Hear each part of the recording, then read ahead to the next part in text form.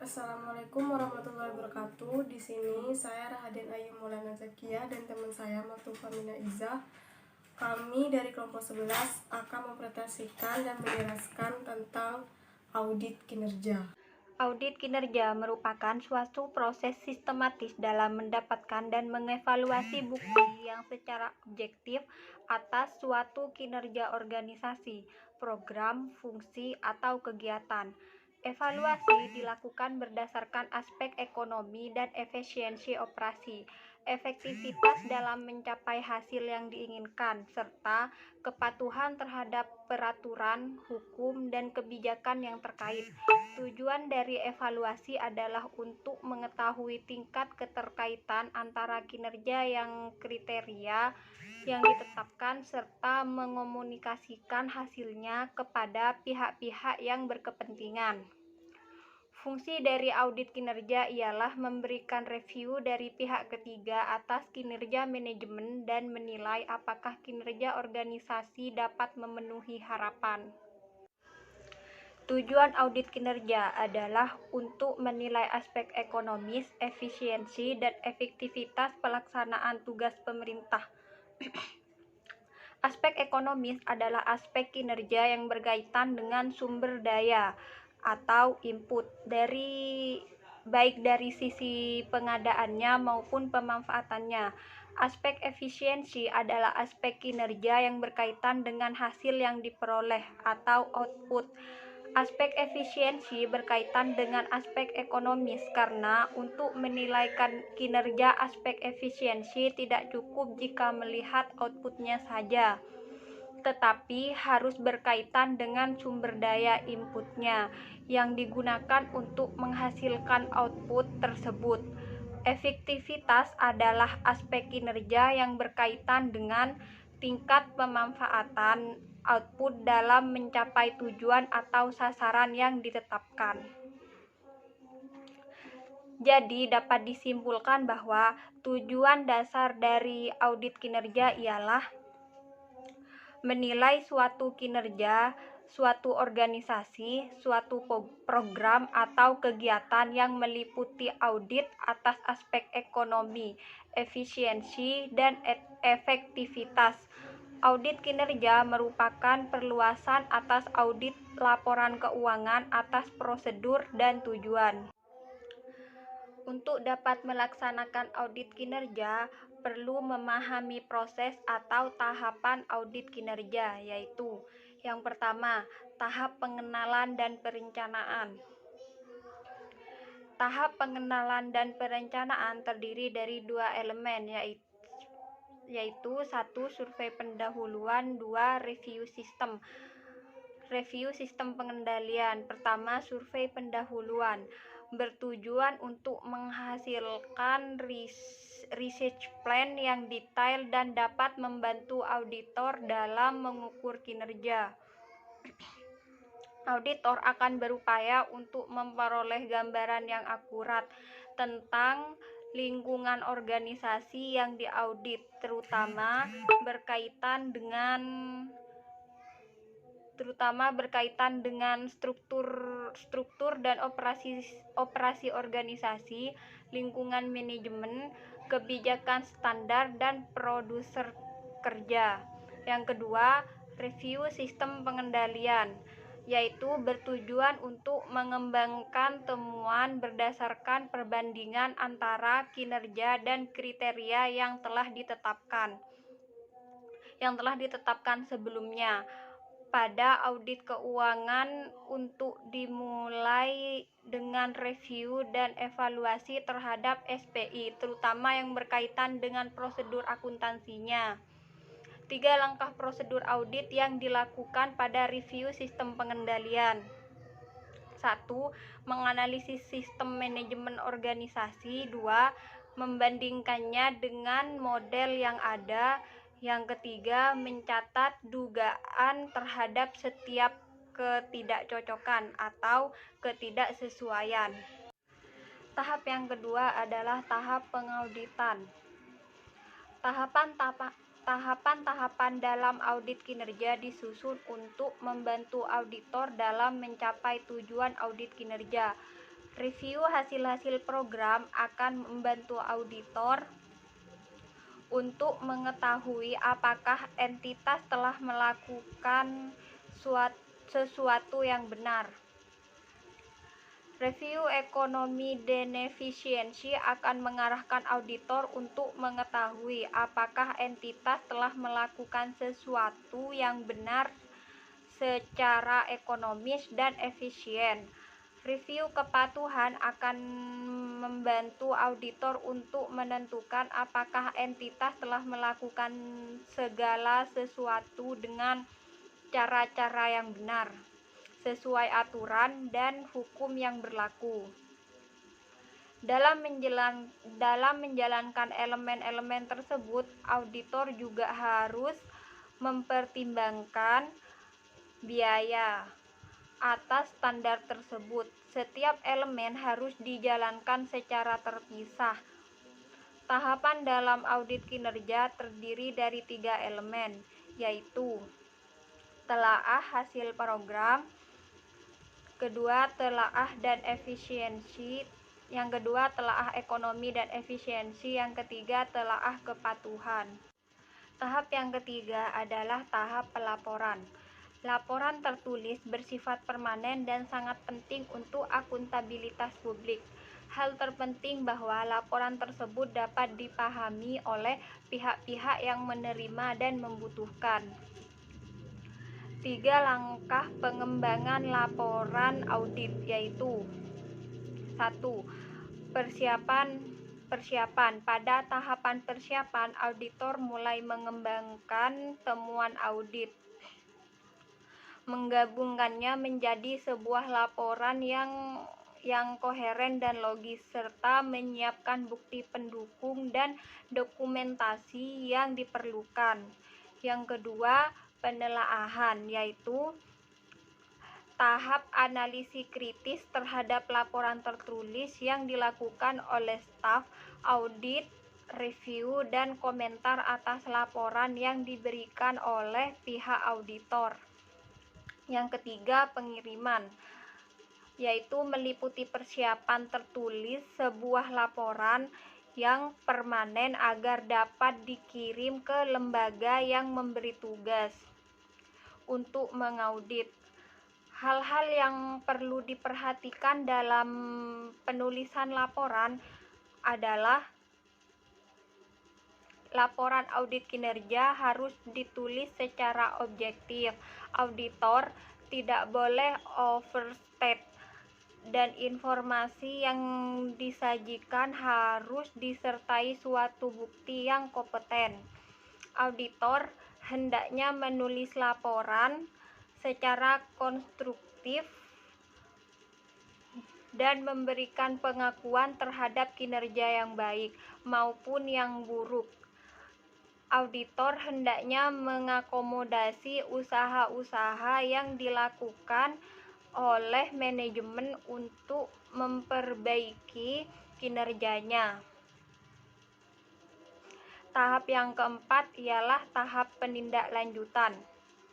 Tahap penindaklanjutan melibatkan auditor, audit, dan pihak lain yang berkompeten.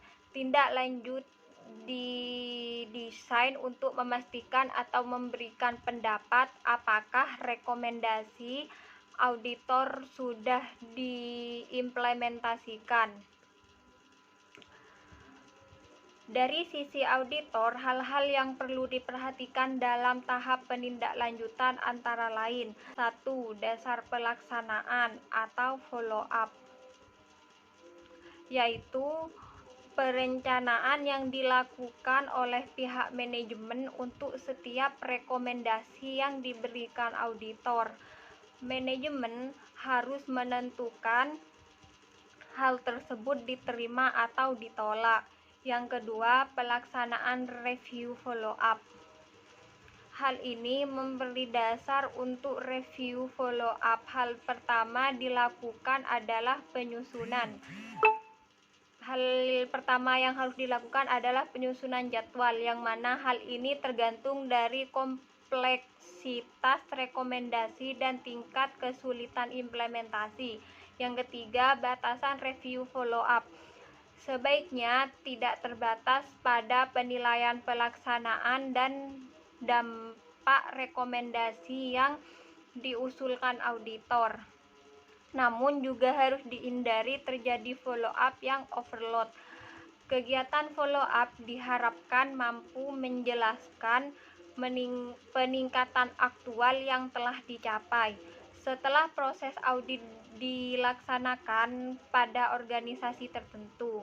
Yang keempat, implementasi rekomendasi. Implementasi rekomendasi terdiri dari 4 bagian. 1. Implementasi oleh unit kerja. 2. Implementasi oleh eksekutif. 3. Peranan auditor. Dan yang terakhir, peranan legislatif dalam implementasi rekomendasi audit. Untuk studi kasusnya di sini, dengan adanya otonomi daerah, maka pengolahan keuangan daerah berada pada pemerintahan daerah sendiri, di mana perlu adanya sistem pemeriksaan yang efektif untuk memastikan bahwa dana desentralisasi yang telah dipercayakan oleh pusat pada daerah telah dikelola secara transparan. Sistem pemeriksaan yang efektif tidak hanya di konvensional tetapi juga 3E audit, yaitu audit ekonomi, efisiensi, dan efektivitas.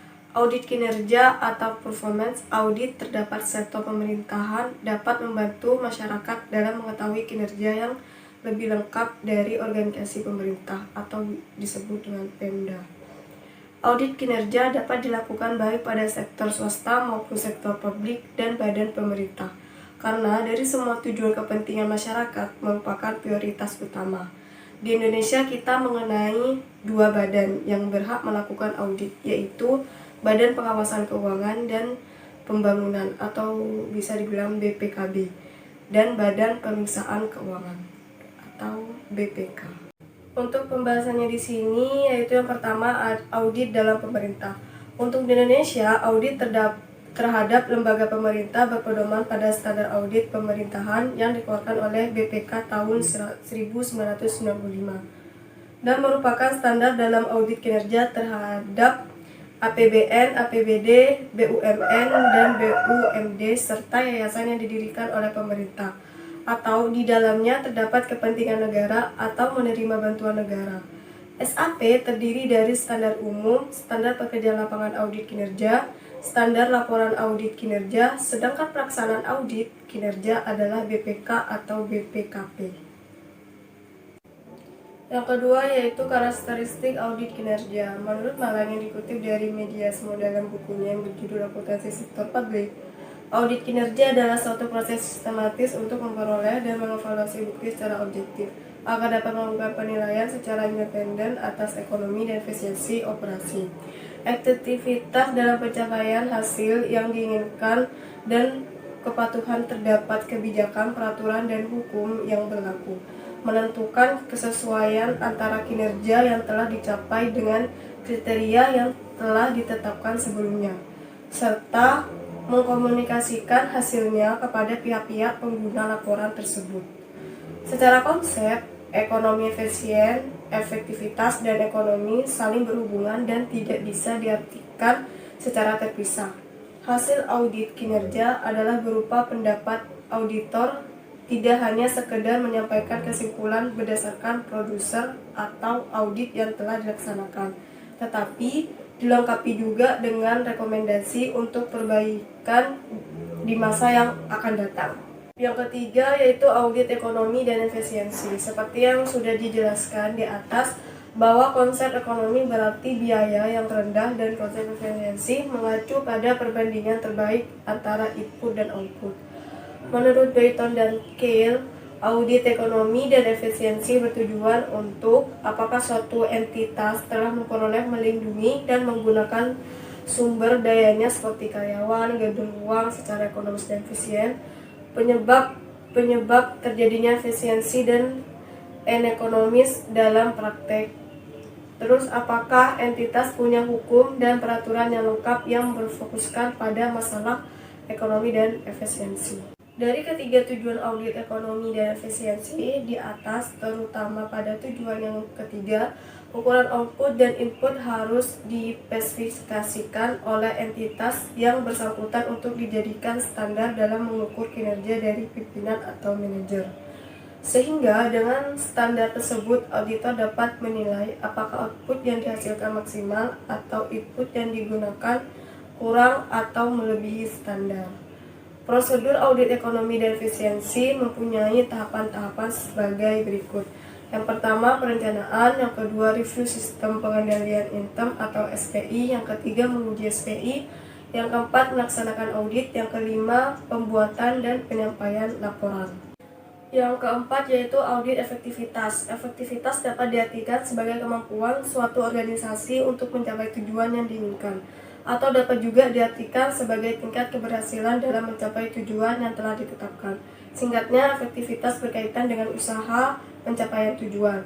Audit efektivitas disebut juga sebagai audit program karena berkaitan dengan pemeriksaan terhadap pencapaian tujuan yang telah ditetapkan. Tujuan audit efektivitas menurut Merdiasmo yaitu tingkat pencapaian hasil atau manfaat yang diinginkan, kesesuaian hasil dengan tujuan yang ditetapkan sebelumnya. Apakah entitas yang diaudit telah mempertimbangkan alternatif lain yang memberikan hasil yang sama dengan biaya yang rendah. Karena ukuran efektivitas berkaitan dengan kriteria yang sudah ditetapkan, walaupun efektivitas suatu program tidak dapat diukur secara langsung, tapi ada beberapa ukuran yang dapat digunakan seperti dampak yang ditimbulkan, komplain dari konsumen, evaluasi pada proses dengan melihat apakah ada cara yang lebih baik untuk mencapai hasil yang sama. Yaitu yang kelima, pemerintah daerah. Jika kita lihat perkembangan masyarakat saat ini, maka tuntutan pelaksanaan akuntabilitas publik oleh organisasi sektor publik seperti pemerintah pusat dan daerah, unit-unit kerja, pemerintah, departemen, dan lembaga negara semakin menguat. Akuntabilitas publik berhubungan dengan kewajiban pertanggungjawaban oleh penerima mandat dengan mengungkapkan semua aktivitas dan kegiatan yang menjadi tanggung jawabnya kepada pihak yang memberi kepercayaan. Untuk tercapainya kinerja Pemda, maka masyarakat dan DPRD sudah harus melakukan pengawasan sejak dari perencanaan, tidak hanya pada tahap pelaksanaan dan pelaporan, tetapi fokus pengawasan ini hanya pada kebijakan yang digariskan. Kelemahan yang ada untuk menerapkan audit formats adalah tidak tersedianya indikator kinerja sebagai standar yang memadai untuk mengukur kinerja Pemda, dan ini berhubungan dengan output yang dihasilkan oleh Pemda berupa pelayanan kepada masyarakat yang tidak mudah untuk diukur karena pelayanan ini bersifat kuantitatif.